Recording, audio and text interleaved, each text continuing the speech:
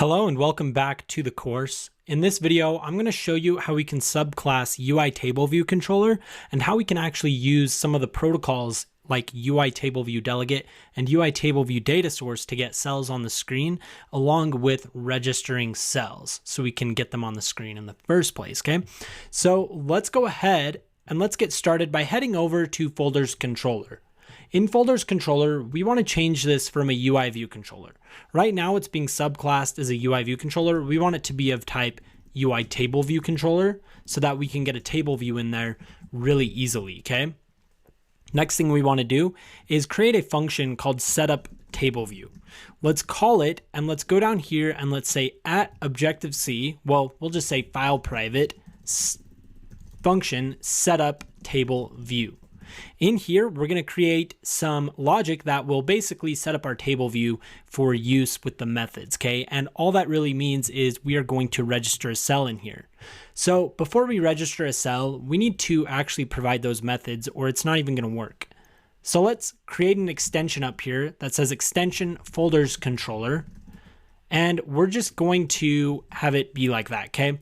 If we were using a UI view controller with a UI table view, in it, we might do something like UITableViewDataSource and UITableViewDelegate. But since we are using a UITableViewController, we don't need to adopt these protocols because we've already adopted them by creating a UITableViewController, okay?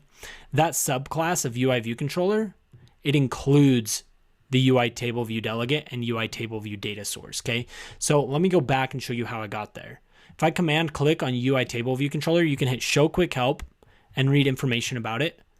Or you can command click it and hit jump to definition and it will show you the header file of that class. And you'll see that it's basically a view controller that inherits the delegate and data source for table view, as well as a few custom initializers and a refresh control and stuff like that, okay? So pretty simple stuff that you probably don't find in many videos here on Udemy or in courses, right? Let's go back here and let's get rid of these conformances because we don't need to adopt it for the very reason I just explained. Okay, so let's go ahead and implement a method that we need to show some cells on the screen called cell4rowAt. We can dequeue a cell here by saying let cell is equal to tableview.dequeue reusable cell with identifier, and I'm going to say cell ID like that. And I'm going to hit tab and say index path and basically just use the index path that we're provided here. Now, it's likely that you already have a lot of experience with table views if you're here in this course because the main kind of, I don't want to say selling point, but the main selling point of this course is core data, right? You're here to learn core data. So you probably know how to use a table view if you're trying to learn that advanced of a concept.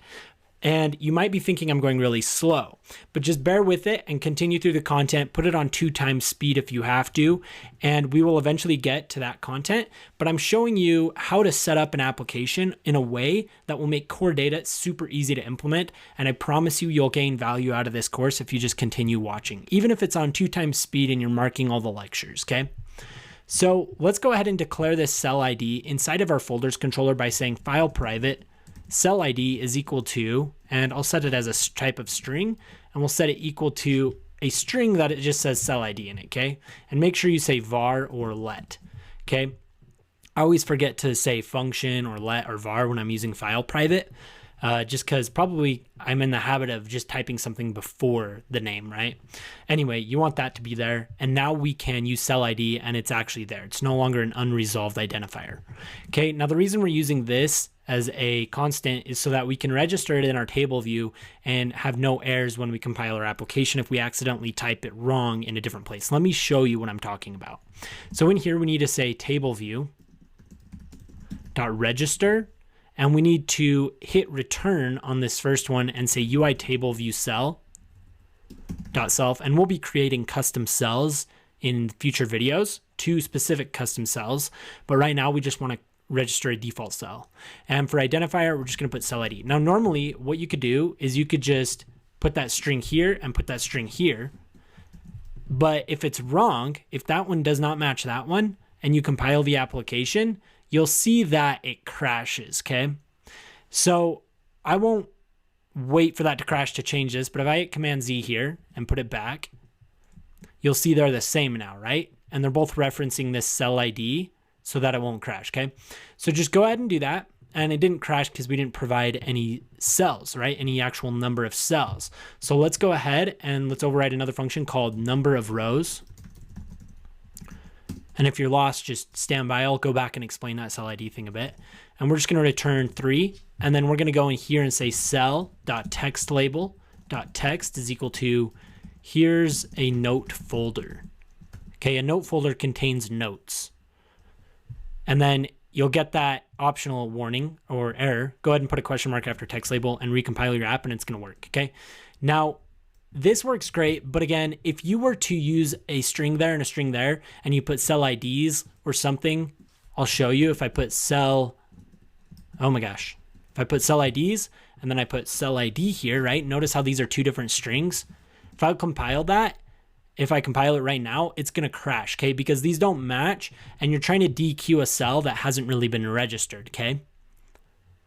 So you'll see it says terminating with uncaught exception of NS exception, okay? So that doesn't work because we're trying to dequeue a cell with identifier cell IDs that hasn't been registered, okay?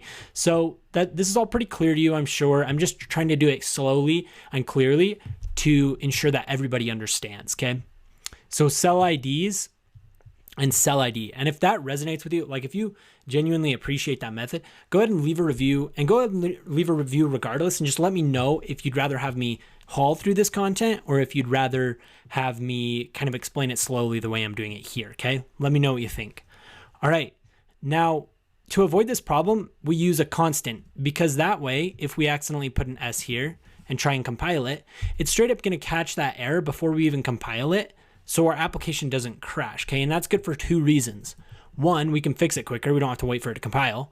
And 2, if you forgot to test a certain feature and you released it to either test flight or your beta users or the public, then the App Store review team might catch that error and have to send it back to you after you've waited 3 days for review, right? So it's good to use a constant here so that you can catch these errors a lot quicker. Because if you do it this way, you can't even submit it to the App Store because there's an error, right? So it's a good idea to do that, okay? All right, so that's how we set that up. Let's go ahead and recompile it and take a look at it one more time, and then we'll continue on in the next video, okay? All right, so we have our cells, okay? So that's how you subclass a UITableViewController, and that's how you register a cell and return cells inside of a UITableViewController. And I also showed you how you could jump into the definition of a class and get some more information on it and understand it a little bit more, okay? As you do this, as you practice jumping into classes like that, you're gonna understand how certain classes and things behave in Xcode and Swift, which will help you as an iOS developer excel faster and understand how to code faster, okay? So I'll see you in the next video.